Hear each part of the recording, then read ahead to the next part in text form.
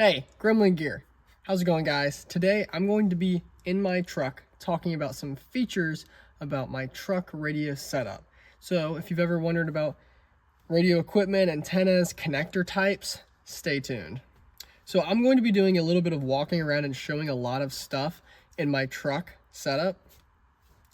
So I'm going to be doing a lot of walking around and showing a lot of things in my truck for this video. I've made a short video on this in the past, and it seemed to do quite well. And I actually recently had someone ask me about, hey, what type of connectors, what type of, cables, antennas, what are you using in your truck or for any radio setup? And I think that's a good question, because getting into this stuff is kind of weird, especially from people who may be more familiar with guns and gun parts and gun accessories. There goes my cab light, so it's going to be a little bit darker. But whenever you get into radio, you essentially have to relearn name brands and products that you can trust. And so what I want to do in this video is go over some of the stuff that's worked for me and recommend some of the more reputable brands for you, so you can look into that stuff. Now, before we get started, I want to explain that I'm someone who very much prioritizes value. So I pretty much just look at, whenever I'm buying something, how much more capability is it actually adding? Am I blowing my money on something that doesn't really need to cost that much? Okay, like where is the money that I'm spending going, especially for all this equipment? Because essentially, I think you and I realize that a lot of this stuff is extra. We don't necessarily need it to function every day. Now, it's nice. The reason that a lot of people get into this stuff is for prepping. I mean, myself included. I, believe in the Second Amendment, all those things. We should have these tools and have the capability to defend ourselves and also just be prepared for disaster scenarios. And so I really try to hone in on a lot of my content, products that are just valuable. And sometimes I go into some of the cheapest stuff possible. And kind of like guns and really anything in life, radio stuff, you're gonna have to bust out the wallet to buy certain items, but it's also kind of a game of knowing where you can be cheap, because you can be cheap. You can be cheap with certain things. You don't have to buy, really crazy things in certain areas. So for this video, I want to recommend and show a lot of products over the video, because I don't have all of this stuff memorized, and pretty much show things that I believe bring value to your setup, and trying to balance value, time, cost, and all of these things while integrating a radio setup in a vehicle. So without further ado, let's get started. So I'm going to explain pretty much the bare bones setup and the setup that I got started with in my truck. And that was essentially, I wanted to put an antenna on the roof, or on my hood in my case, and have the coax come through the cab and connect to my handheld radio. It wasn't a UV5R, and I'm actually gonna explain one of my biggest frustrations while doing it all. And so this was actually a question that was asked on one of my other videos, pretty much what product to buy whenever you're going for a vehicle mounted radio system. To simplify it, there are pretty much two main companies to buy like coax and vehicle mounted stuff from that I know. And I'm not saying there aren't other good ones, but these are the two most reputable ones that I'm aware of. Comment down below if you know any good ones that are on par with these two brands. Those two brands being Comet and Diamond. And the biggest thing is, if you're going to shop on Amazon for radio stuff, which you can, you have to know what you're looking for, because there is so much Chinese garbage on Amazon whenever it comes to radio equipment. There are a ton of knockoffs. And look, I don't know if it works, because I've just steered away from buying it, because I will tell you this, getting into amateur radio and actually troubleshooting your equipment can be very challenging, especially if you have no one to bounce ideas off of or experience off of.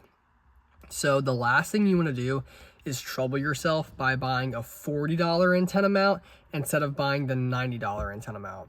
And you'll run into all sorts of weird problems that you just don't want to and shouldn't have to deal with.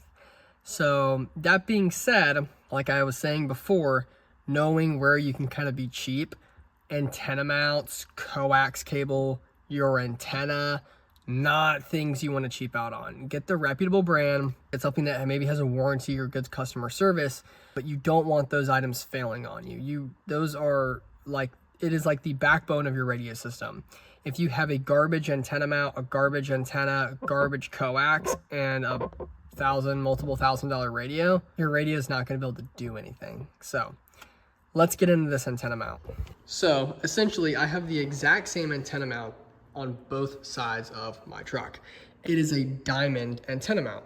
This diamond latch antenna mount is exactly what it sounds like. It can kind of hook around pieces of metal on the car. You can sometimes get them in like the door wedge right here. Some people run them all the way up on the top like this. You could probably figure out a way to mount it in the back here. I would say for trucks, for truck operators, it's a typical rule of thumb that you do not want to run your antenna on the back of the truck here. Essentially, you can get weird problems with like it's kind of separated from the rest of the truck. And I've just simply heard that it's just a bad spot to mount the antenna due to, I guess, like bonding, grounding stuff. So I avoided it. I don't really know why that would be convenient for you. Although I do see people with like CB radio fire sticks mounted on the back of like their Jeeps and sometimes their trucks. If the ham radio operators are saying that it's not a good idea to do that, I would either look for doing a mag mount on the top, on the roof with a magnetic mount. But if you're like me and I don't really want to mess up my paint, or, you know, I've just heard magnets like that are just bad for your car and I'm going to have my antenna up all the time, I'm going to go with the latch mount. And that's why I chose this option. And my truck does not have an antenna right here, so it really kind of blends in my mind. And sometimes, if I think probably just from a glance, you can't really tell that, okay, this is a ham radio antenna. People who know what they're looking for will know though. But my setup is comprised of this diamond antenna mount, the latch mount, and a Comet antenna. And I'm going to share one of my biggest frustrations while I was building out this system with you guys. So I bought this diamond antenna mount and a different antenna than what's on here now. And this is why you have to understand your connector types. To be fair, this one was confusing because mobile antennas and some other antennas just have different mounts. And I really like this other Comet antenna that I bought. It actually had like a spring right here and the antenna would bend just in case if like you hit a limb or something going through the woods. And on the base, it was called an NMO style mount. So I had this NMO style mount, and I think I either got the antenna and knew it wasn't going to work with this mount. Something happened along the way, and I bought an adapter that was supposed to go from the, I'm going to unthread this so you can see what I'm talking about. So this is the SO239 style connector right here. Very, very common in ham radio. And this is the PL259 or 39, whatever it is. It's pretty much the male portion, and that's the female portion, right? And you see this big copper connection, or brass, whatever it is, connection. It's right here, and it really good, firm, solid connection, but it threads on, and that's all you have to do. Well, the NMO style is almost as wide as this ring right here, and I had this adapter and this whole thing set up, and essentially the NMO, so the antenna was an NMO style, and that big male portion that I just showed you was like a little pin, and it was going into that hole in my mount. But because the connector types were not the same, it wasn't even making like a solid connection at all with the coax that was going to my radio. So essentially, from the radio side, I didn't have an antenna plugged up. I just had a mount, but it threaded on and it looked like it should have worked, but I didn't know that at the time. It was such a headache. I was driving around with this antenna set up like this for months. I was such an idiot for doing this. Like, this is super, it was super aggravating, and it's like stupid looking back on it.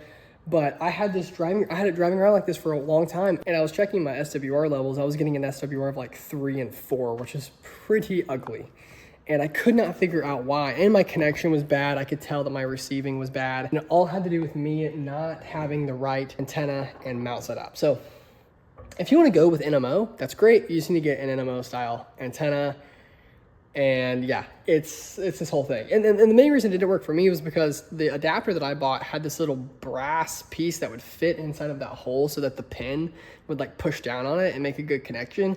And I think I lost that piece, or I don't know, it went missing. What I'm gonna do is now is explain the mount. I'm gonna pop my hood and show some modifications that I've done. So this is the underside of the antenna mount. And let me explain something. This antenna mount comes with, I think, 13 feet of coax cable. And essentially, whenever you're buying the antenna mount, you're not just buying the antenna mount, you're buying the coax. And yeah, these diamond mounts are almost like $90 to $100. And it's because you're buying better quality coax than what you would be getting from one of these Chinese knockoffs. So it's about 13 feet of coax. It goes across the truck here, all the way to that side, drops down, and then I pushed it through my firewall and it comes into the cab. And it actually goes up my center console, because my whole center console, you can just pull it out, and then I can get behind there and route the coax up. And I drilled a little hole in this plastic. Anyways, the coax comes out in the cab and it's awesome. And so right here I have this green cable, and this is 10 or 12 gauge wire. I will proofread this later. And essentially what I have going on, this cable, this wire that I bought at Lowe's, literally goes down and attaches to the frame of my truck. And let's see if I can get this to focus. So you can kind of see right here, I have it connected to the frame of the truck. Now I'm gonna go through explaining exactly what I did with this mount wire and the pieces that I crimped onto it. So you have to buy connectors that go on the wire that you will crimp onto your wire. I mean, you have to strip it, put the connectors on, and then crimp them. And essentially what I did was, I have a buddy with a CNC machine, and I know not everyone has that and not everyone can do this. And so I honestly don't know if this was absolutely necessary, because this was in the meantime of me actually troubleshooting my poor SWR issues. But I do know that grounding and bonding your antennas, it will increase the performance of them. So if you are having performance issues and you know you're doing everything else right, you know, you could consider this, or you could just do this because I'm pretty sure it's supposed to give you just a better signal overall. Because essentially, electrically, I have bonded the antenna to the metal frame of my truck. And that's supposed to help with all sorts of things, but pretty much just propagation, reception, all that sort of stuff. It's supposed to help out. But what I did was, I got together with my buddy, we drilled a hole in the bottom of this mount and then put a screw in to this spot with the connection. And then the wire is connected here. And then whenever I dropped it down, I cut this wire custom to my truck. I bought a whole roll of it at Lowe's. Then I stripped, crimped, and screwed in the bolt to the frame of the truck. And we got I forget what the tool is, but we stripped the paint off the frame, put the bolt so it has a bare metal connection, and then I spray painted over it all. And that's the look that you get afterwards. And so technically the antenna is connected to the rest of the truck, is essentially what I'm explaining. This mount is very nice though. It has a piece of sheet metal and some rubber on it so that it doesn't scratch the crap out of your vehicle. And that's what this metal plate is that I'm touching. It is kind of like a scratch guard. So these set screws clamp into this metal piece instead of your car and its paint. So that is what it's for, and that is what the mount looks like. And this antenna is the Comet SBB2. And it is important to get these model numbers right. I bought my first one off of Amazon, and the picture did not match what the antenna, like the features of the antenna, what they actually were. Like I said, there was that one that had the spring on it and the NMO style mount. The picture looked like this one. They just used the same picture, and the antennas do not look the same.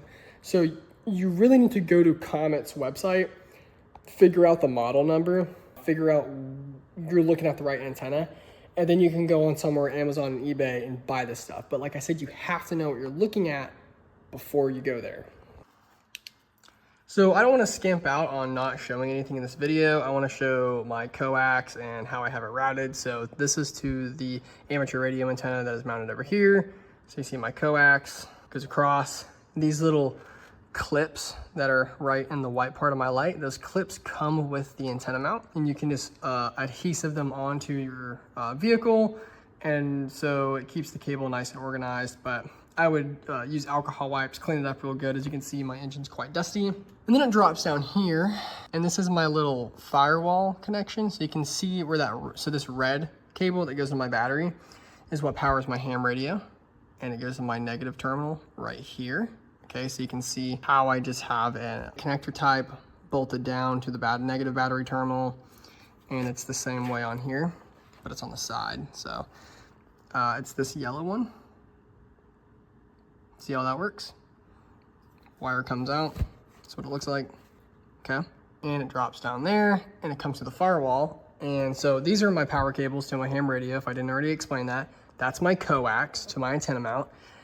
This is another piece of coax, goes through this, they all go through the same hole, and I'll show you where this pops out at. So, entering my vehicle, and it all comes out right here. So, this was the easiest path of least resistance for it to just all kind of stick out of this piece right here. Pretty much move that, and it goes to the inside of my engine bay. So I have the wires coming straight out of the firewall, and then I drop them down under the floor mat to keep them organized. So my power cables to my ham radio just go underneath my floor mat, and my coax goes up, and I zip tie it and make it all nice. And it's probably gonna get kind of lost, but I send it up through my dash, and it comes out up here where I've drilled through the plastic, brought my coax up, comes around the mount right here. And actually, there's only one piece of coax, and it goes to my scanner. But originally, whenever I had a handheld, and I was just using a handheld up here, I would have had two pieces of coax, one going to the handheld, one going to the scanner. And I brought them up here to my dash. So if that's your plan, that's what I would do. So here's another thing that you can cheap out on. I have to turn the flashlight off to do this, but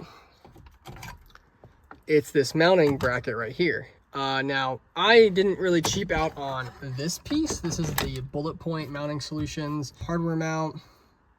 They're pretty much the only company that makes something like this, and this is an extremely cool product. There are a lot of people that use this. Like I've even seen local firefighters using these on their like Ford trucks. So they make them for Ram, Jeep, Fords, and a lot of other vehicles. So it bolts straight into the dash, and it's honestly a super easy installation. And it allows you to use their mounting system to mount these like arms that you can get from them or off of Amazon, and connect all sorts of stuff like tablet. They make a connector for the Yaesu FTM 500DR, which is this radio head, which is awesome. They make mounts for cameras and all sorts of stuff. But this is essentially what I use to get this nice, handy radio handheld in front of me display. Now I'm gonna show the actual mount that I bought off of Amazon, because I did not buy this piece from them. I got this piece off of Amazon. I'll link to it. It's pretty cheap, but the reason I did it is because it will utilize phone clips or radio clips for handhelds, right? I just set it right on here. So I can actually mount my phone to this. I can record myself while I'm driving with like my phone case clip, and clip my phone onto here and do all sorts of stuff. So it's really nice because I have my phone up here, I have my handheld up here, and this little U shape. So most ham radio push talks just have this weird like knobbin on the back, and it sits right in there, and there's really no resistance. You just drop it on, and I can grab this while I'm driving really easily and pull it towards me. So this is a really cool product. It allows you to, you know, since there's two sections of it, it allows me to have a flexible setup, and if I just don't want something there, it's, you know, not the end of the world. I just don't have something there. So I know I'm getting a little bit into the weeds, but I really want to show everything that I have, because everything is a part of the system. I know for a lot of you guys, you may be just running a handheld to begin with, like out of your truck, like you probably already own a Baofeng or something, and you just want to see, okay, how would it look like? What would it look like if I were to get a mobile radio? Because that's how I was. I didn't really want to commit to buying a mobile radio before I got the antenna mount set up and everything else working, before I knew, okay, I can pony up the money to get a radio that's dedicated for my vehicle first. So if you're running a handheld, this is pretty much all you need up to here. You get the antenna, you get the mount. The mount includes the coax. You figure out a way to run the coax into the cab and connect it to your radio. The only other thing I'd recommend is getting an SWR meter so that you can, get a proper reading and make sure all your equipment's working right, at least the SWR side of things. And I will have to say, it's kind of hard to get a handheld to aesthetically fit inside the truck or, your car and get it working like that. But I have seen a couple different ways that people have done it. And one of them is by getting a cup holder adapter and having it held somewhere up here. I have lots of cup holders, so that really wouldn't be a problem. So you could get a cup holder mount and a phone clip accessory like this and keep it there. You could also get a seat wedge mount. I've seen seat wedge mounts that keeps a handheld radio somewhere like up here, but then you're probably going to have coax either coming up this way or coming here to here, which could get a little messy. Or maybe you could just run it up to the seat and connect it to the top of the radio. So seat mount, cup holder mount, dash mount. You could do a windshield mount, although I just think that's a little much, a little distracting, and it's going to get really hot up there too in the summer months. The last thing that I know of is you can get a floor mount that like bolts into where the seat, let's see, it'd be more like on the passenger side. You can essentially get like an arm that'll bolt into the passenger seat and that goes into the floor here, and you'll have an arm that comes up. And this is what you see like police use with like tablets and computers and stuff they have here. But you could also get like a tablet, computer, and radio mount going on over here. Only downside of that is it's kind of far out of reach to be messing around with your handheld radio that's over here. But even if you had a mobile radio and it was pretty big, you could set it up like this. Although that's not what I do, and I think that would be kind of weird. But there's no right answer to any of this stuff, so get used to it. I'm going to show how I have my mobile radio set up. So originally, I was kind of an idiot, and I thought, I'm going to put my entire mobile radio, the head and the body, all up here. So if you're not familiar with radios at all, what you're seeing here, this is not the radio. This is the head. This is the control head. This is pretty much the interface. It's like this, but it's all right here. And the Yaesu FTM 500DR has an amazing interface. It has a very nice touch screen. I'm gonna turn it on for you. Get the tone, and it's beautiful. And so you want all of your controls easy to access. And all of those like ways of mounting a handheld radio, you could also mount the head of a mobile radio in your car. You can mount it any of those positions. You're just going to have to kind of figure out the hardware between the head and whatever mounting system you're using that's going to connect them all. It's also why I went with the bullet point mounting systems. If you have a car that's compatible with it, that's going to be your easiest thing to do, and just not so much research and headache. And I use it, it works, I recommend it. But essentially, another wire you're going to have to route is a connector between the head and the body of the radio. And most companies do not sell head extension cables stock. You're going to have to buy it along with your radio. Like, it's going to be a separate thing you have to order. And I actually have no idea how long mine is, but it's more than enough. It connects the radio head to the body, and the body is what the power goes to. And I think this is the best option possible, is mounting the radio underneath your seat. And I did not follow the instructions or anything. I had to kind of rearrange some stuff down here to get this thing to fit. I pretty much ripped this thing off. It's extremely sturdy. It's not going anywhere. This mounting hardware was sent with the radio, so it's not extra. Most radios have a bracket that is sent with them. And this is my connection between the body and the head, which is up there. So this is like an Ethernet plug. It actually is an Ethernet plug. So depending on what kind of radio you have, you may be fine, because this is a standard Ethernet plug. That's all you need is an Ethernet cable, and it for this radio at least, it will connect it to. So if you have some Ethernet cables laying around, or you cut and crimp your own, well, you're in luck. And you can actually see coiled up down there is all the excess cable that I didn't need.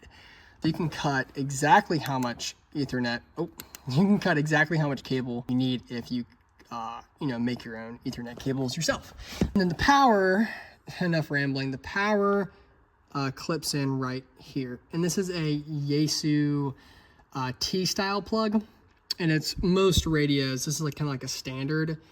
And I have standardized this plug across my radios as well, my mobile radios. So it's going to be kind of hard for me to show you it since I have both my hands occupied, at least unplugging it. But to show you the back of the radio, I have my BNC adapter. So it goes from SO239 or whatever, and I have one of these handy dandy 90-degree angle BNC plugs, which I highly recommend if you didn't already notice the one that I had up front. It just keeps cables nice and out of the way. And kind of all I have to do is push and spin this thing and it goes into place. And then it's locked in. And yeah, you see my coax and you know where my coax goes. And so that is essentially everything. I'm going to list out all the brands of these products in the description of this video and show them on the screen. I don't have all of them memorized, but know that you can kind of sort of cheap out on your connectors. Don't cheap out on any of the antenna mounting stuff. You kind of can cheap out on radios, but be careful. Get a radio that you like and that meets your needs. That's kind of the biggest thing. I like to be very thorough in this video and honestly a lot of my videos, but this one in particular, because this truck radio setup is, it has taken me a lot of time to figure it out on my own. I haven't really had any other people to bounce the stuff off of. However, I will have to say, the entire reason I got my antenna fixed with that whole plug issue was because I joined the local amateur radio club. I actually had the president of the local amateur radio club that I joined look at it, and he actually wasn't 100% sure that was the problem, but he pointed me in the right direction, and once I got the right antenna, it was the problem. And that I had been driving around like that for months and not able to use my radio. I wasn't able to transmit on it. And it was just it just made me sad every time I got in my truck. It's always good to join your local club if you have one. And even if you're not licensed, it's probably still good to make those connections and people that are gonna motivate you to learn about this stuff.